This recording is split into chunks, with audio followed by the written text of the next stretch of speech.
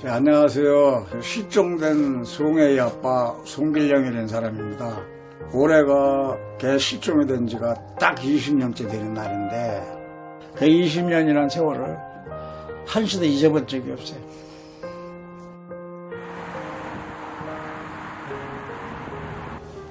안 하고 싶죠. 언제까지 해야 될지 나도 모르는 거야. 내가 살아있는 동안은 찾아야 되니까 어쩔 수가 없어. 그것뿐이야.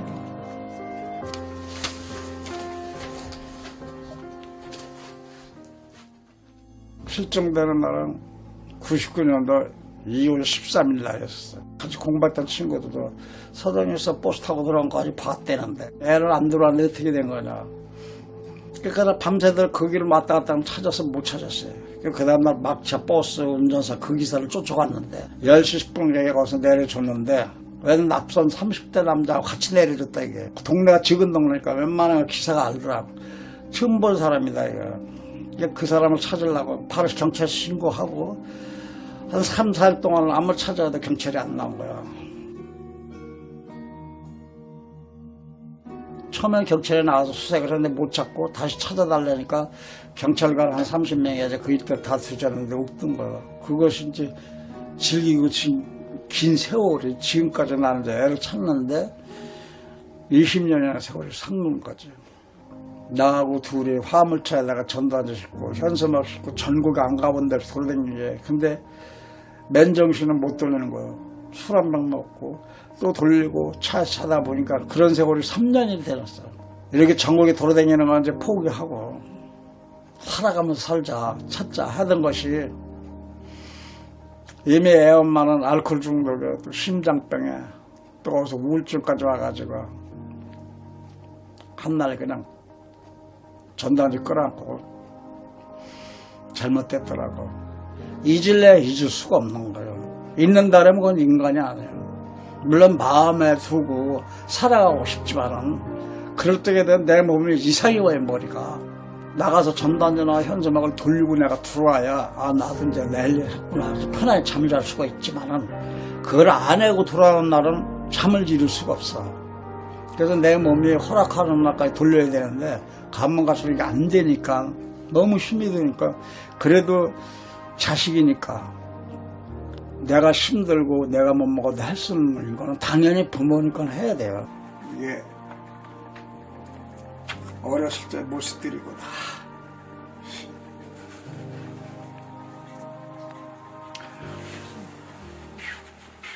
좀 반란했어요. 한 번도 실망을 시켜본 적이 없어요. 애가 공부 잘했고 또 키도 크고 덩치도 좋고 그냥 질질하게 속이라도 세게 튼 딸 같으면은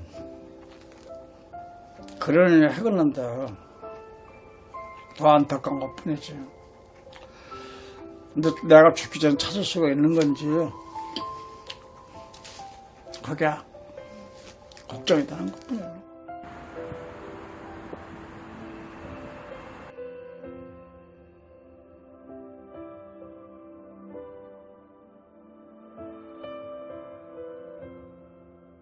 우리 이 실종 아동 가족의 삶을 들여다보면은 대부분 가정이 해체됐습니다. 실종 가족 70, 80%가 이혼하고 가정이 해체됐습니다. 아이들을 찾는다 해도 돌아갈 곳이 없는 거죠.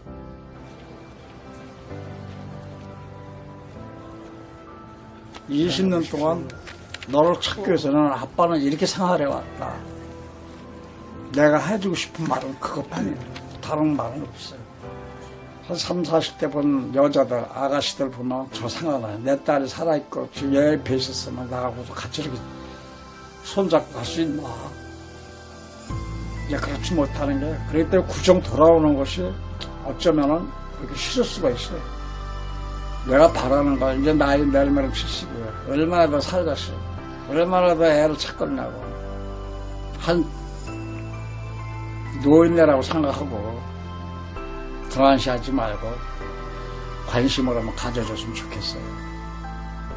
그래.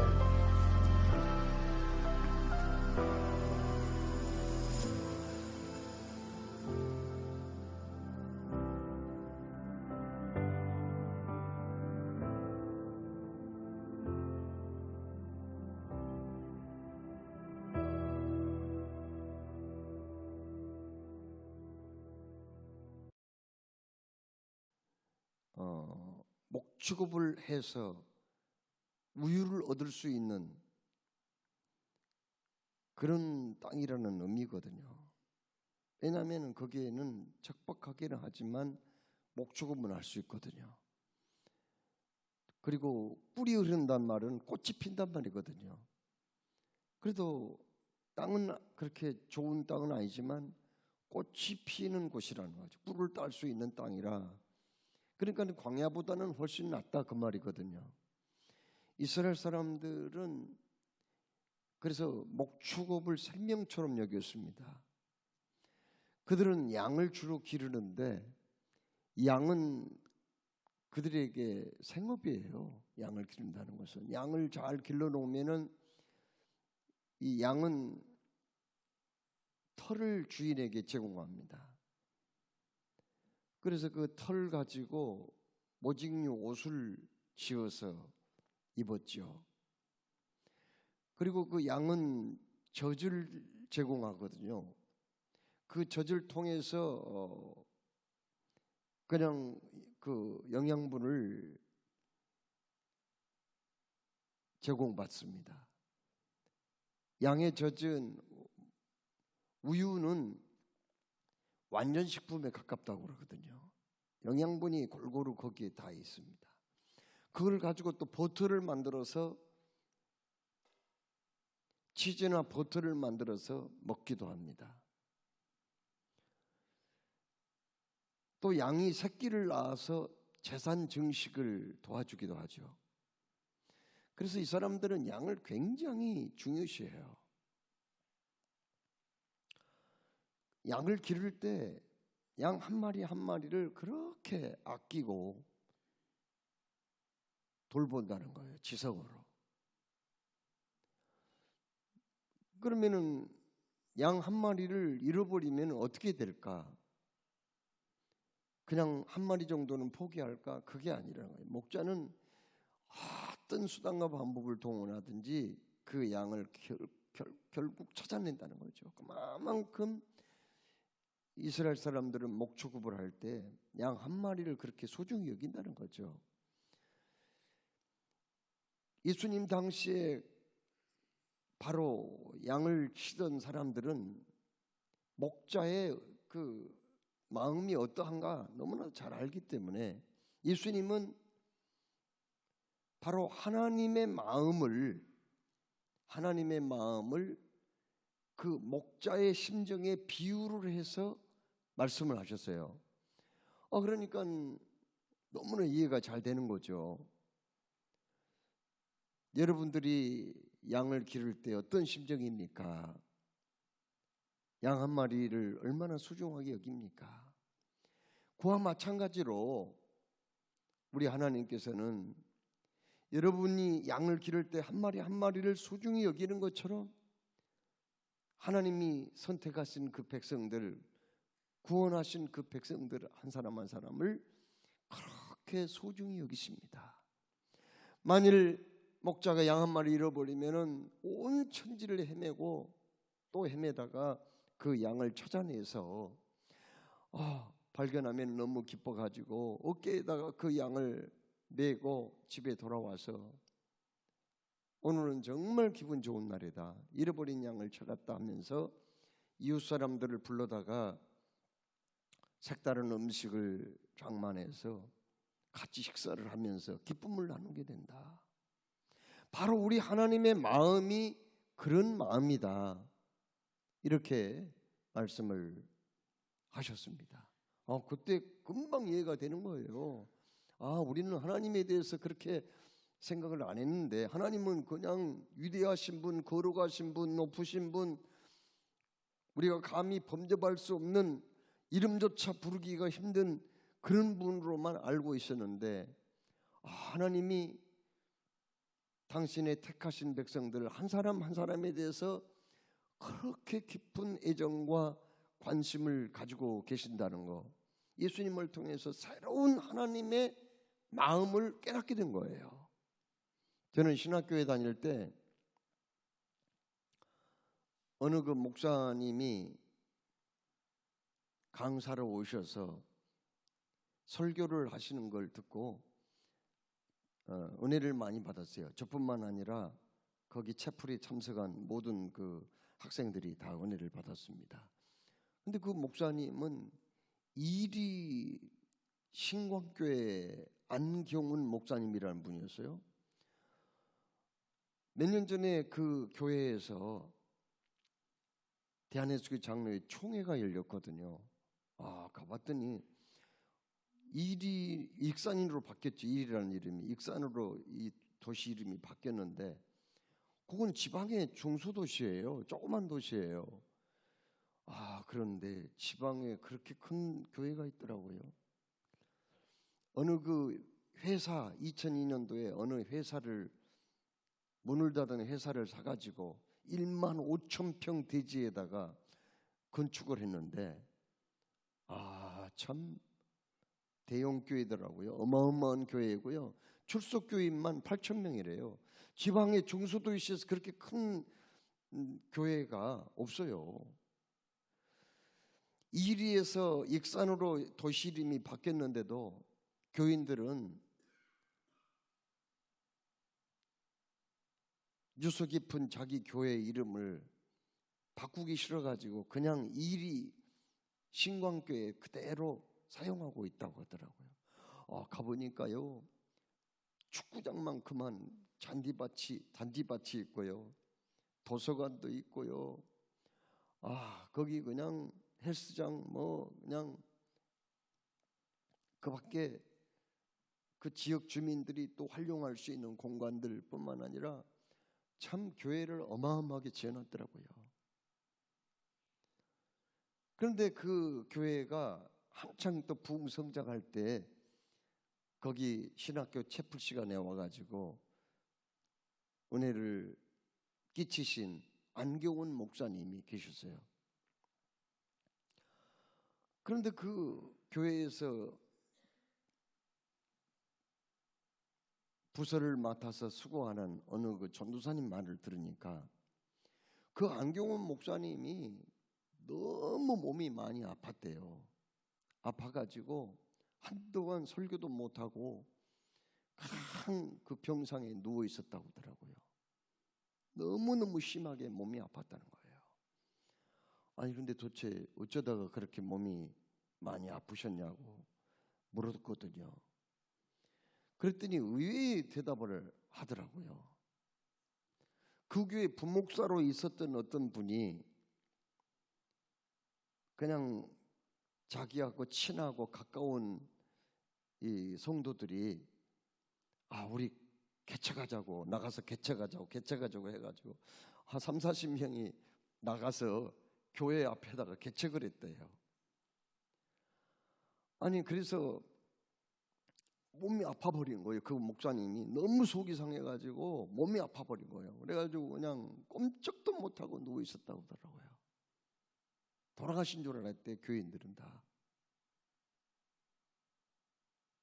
너무 몸이 아파가지고. 그래서 그 말을 듣고 저는 어떤 생각을 했냐면은 교인이 8천 명이나 출석하고 있는 대형 교회인데 째째하게 목사님이 어떻게 교인 3, 40명 부목사가 데리고 나간 것 가지고 어떻게 그냥 마음이 상해가지고 근심과 걱정하다가 꼼짝 못하고 그냥 3개월, 4개월씩 누워있는 그런 일이 발생했을까? 그 목사님 그릇이 큰 분으로 알았는데 설교는 참 잘하시던데 어떻게 그럴 수가 있을까? 이렇게 생각을 했었거든요. 그러나 시간이 좀 많이 흐르고 목회 현장에서 목회를 해보니까 지금은 고인이 되셨어요. 돌아가셨는데 그 안경훈 목사님의 그 마음을 이제야 좀 알겠더라고요. 교회에서 분립 개척한 것은 그거야. 똑같은 교회이기 때문에 자기 교인을 일부러 50명, 100명 떼줄 수도 있는 거고 또 거기 가서 좀 도우라고 그렇게 얘기할 수도 있는 거거든요. 그건 같은 교회 개념이기 때문에. 그러나 담임 목사와 그 교회 성도들을 등을 지고 이렇게 나간 것에 대해서는 아픔을 느끼겠다, 그런 그 목사님이 정말 마음이 아프셨겠다, 그런 걸 느끼게 되었거든요. 그게 바로 우리 주님의 마음, 그것이 바로 하나님의 마음이라는 걸 느끼게 된 거예요. 자, 여러분, 우리 하나님은요, 숫자의 개념이 별로 없어요. 숫자가 많다고 해서 그걸 중요시하고 숫자가 더 적으니까 더 가볍게 생각하는 하나님이 아니에요. 하나님은요, 한 사람이 전체이고요, 전체가 한 사람이라는 거예요. 오늘 여기 그걸 얘기하고 계시잖아요, 본문 말씀에서. 그 얘기하는 거예요. 그러니까 지구상에는 지금 23억의 예수 믿는 사람이 있거든요. 그분들을 중요시합니다, 물론. 그렇지만 여기 예수 믿는 한 사람, 여기 한 사람, 이 한 사람도 23억만큼 똑같이 중요하게 여기신다는 거죠. 하나님에게는 숫자 개념이 없어요. 뭐 많다 적다 숫자가 몇 명인가 이걸 헤아려서 중요도를 평가하신 하나님이 아니에요. 나 한 사람이 주님을 멀리하거나 떠난다면 그걸 너무 아파하시는 하나님이시라는 거예요. 내 하나가 실족하고 넘어지면은 너무 괴로워하시며, 내가 실망하고 낙심해서 잠 못 이루고 신음하고 있을 때 그 작은 신음소리까지 들으시는 하나님이라고 말씀하고 계시거든요. 그게 바로 하나님의 심정이에요. 우리가 정도원주의를 해보자고, 그리고 이른 양 찾기를 해보자고 하는 건 그건 다름이 아니에요.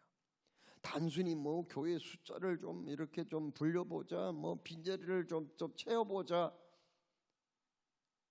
그렇게만 생각한다면 장사속 아니에요, 그거? 장사속 아니에요, 그거?